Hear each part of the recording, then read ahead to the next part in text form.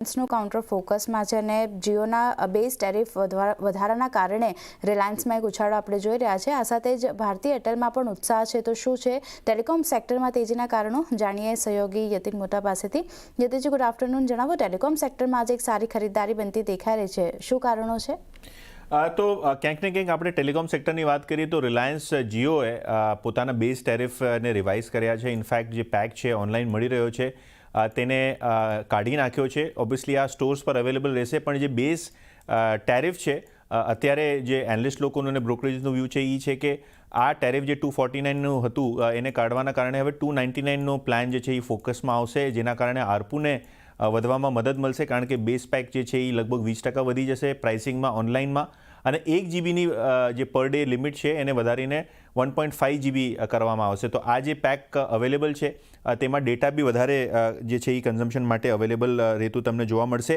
Obviously આપણે બજારની વાત કરીએ તો ઘણા બધા બ્રોકરેજીસ આના ઉપર પોઝિટિવ છે। ઇનફેક્ટ રિલાયન્સ ઉપર સિટીની એક બાય કોલ આવી છે અને 1690 રૂપિયાનો તેઓએ પ્રાઇસ ટાર્ગેટ અહીંયા મૂક્યો છે।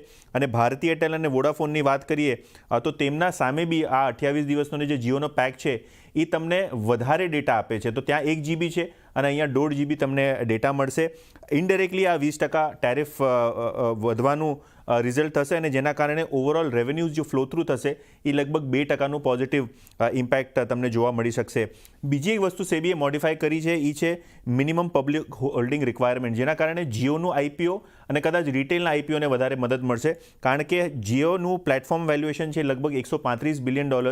પહેલાં ડાયલ્યુશનની વાત હતી કે 5% તમે વેચી શકો આઈપીઓમાં, એ લિમિટને ઘટાડીને 2.5% કરવામાં આવી છે, જેના કારણે જે આઈપીઓની સાઇઝ છે જીઓ જેવી મોટી કંપનીઓની એ નાની થશે, જેના કારણે ક્યાંક ને ક્યાંક $3 બિલિયન આસપાસ, એટલે કે લગભગ આપણે વાત કરીએ તો 24,000 કરોડનો આઈપીઓ આવશે, જે પહેલાં 50,000 કરોડનો થઈ શકત, જેના કારણે સાઇઝ અને ઇશ્યુનું એક પ્રોબ્લેમ ઊભું થાત। તો આઈપીઓની બી વાતો ચાલતા આજે રિલાયન્સનો શેર ખાસ ફોકસમાં તમને જોવા મળી રહ્યો છે।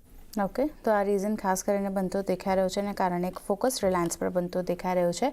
આભાર યતિનજી।